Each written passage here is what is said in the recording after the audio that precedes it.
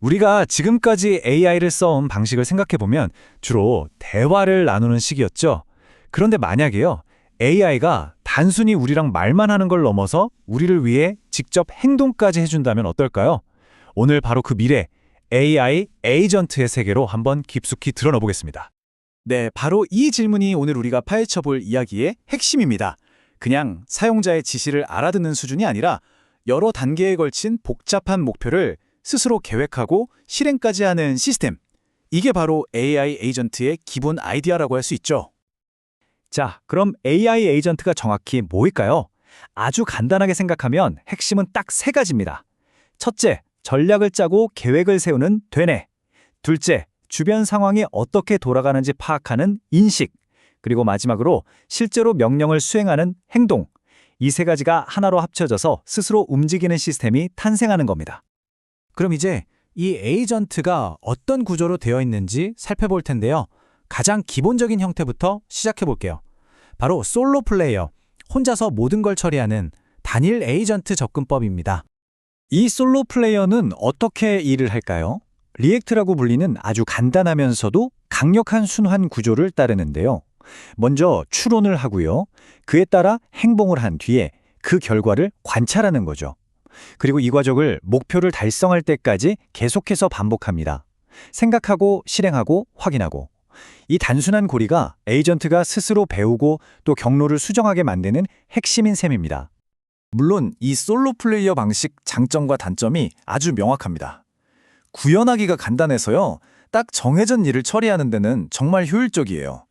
하지만 혼자 일하다 보니까 좀 복잡한 문제에 부딪히면 같은 실수를 계속 반복할 수도 있고 다른 관점에서 피드백을 해줄 동료가 없으니까 한계에 부딪히기도 쉽죠. 그렇다면 혼자서 해결하기 힘든 문제는 어떻게 해야 할까요? 여기서 바로 다음 단계로 넘어가게 됩니다. 여러 에이전트가 하나의 팀을 이루는 방식, 바로 전문가 스쿼드 방식입니다. 이 질문에 대한 답이 왜 여러 에이전트로 팀을 꾸려야 하는지를 잘 설명해 줍니다. 여러 각도에서 피드백이 필요하거나 동시에 여러 가지 일을 병렬로 처리해야 할 때, 이럴 땐 당연히 한 명의 전문가보다는 전문가로 이루어진 팀이 훨씬 더 강력한 힘을 발휘하지 않겠어요? 자, 그럼 이 AI팀은 어떻게 운영될까요? 크게 두 가지 방식으로 나눌 수 있습니다.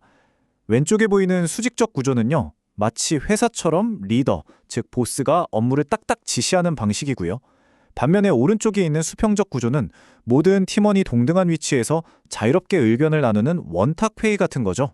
하나는 효율적인 지휘체계를, 다른 하나는 창의적인 협업을 더 중요하게 생각하는 방식이라고 볼 수 있겠네요. 그러면 이런 팀 구조가 실제로 성과에 영향을 미칠까요? 연구 결과를 보니까 아주 명확한 숫자가 하나 나오더라고요. 바로 약 10%입니다. 이 차트를 보시면 바로 이해가 되실 겁니다. 리더가 있는 팀이 그렇지 않은 팀보다 작업을 거의 10%나 더 빨리 끝냈다는 결과가 나왔어요. 왜일까요? 리더가 명확한 방향을 딱 잡아주고 불필요한 논의를 줄여주니까 팀 전체가 목표에 더 집중할 수 있었던 거죠.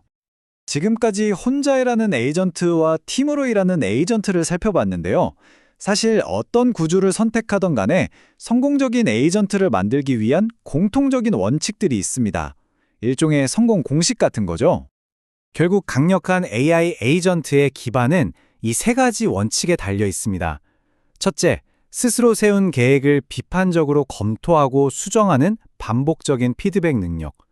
둘째, 자신의 역할과 목표가 뭔지 잊지 않도록 하는 명확한 역할 정의. 그리고 마지막으로 아직까지는 가장 신뢰도 높은 결과를 만들어내기 위해 꼭 필요한 인간의 감독입니다. 이 분야 정말 엄청난 가능성을 보여주고 있지만 동시에 아직 넘어야 할 산도 많습니다. 이제 우리가 마주하고 있는 주요 장애물들은 무엇인지 한번 짚어보겠습니다. 현재 연구자들이 가장 골머리를 앓고 있는 세 가지 큰 과제입니다. 먼저 어떤 에이전트가 더 나은지 객관적으로 평가할 기준이 아직 없다는 거고요. 또 AI가 우리 사회의 편향성까지 그대로 배워서 오히려 더 증폭시킬 위험도 있죠.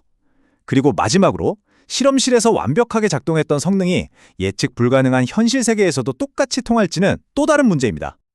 에이전트가 점점 더 똑똑해지고 더 독립적으로 변해갈수록 진짜 중요한 질문은 AI가 무엇을 할 수 있을까가 아니라 그 속에서 우리는 무엇을 해야 하는가가 될 겁니다. 이렇게 행동하는 AI의 시대에 우리 인간의 역할은 과연 무엇일까요? 이 질문을 마지막으로 남기면서 오늘 분석을 마치겠습니다.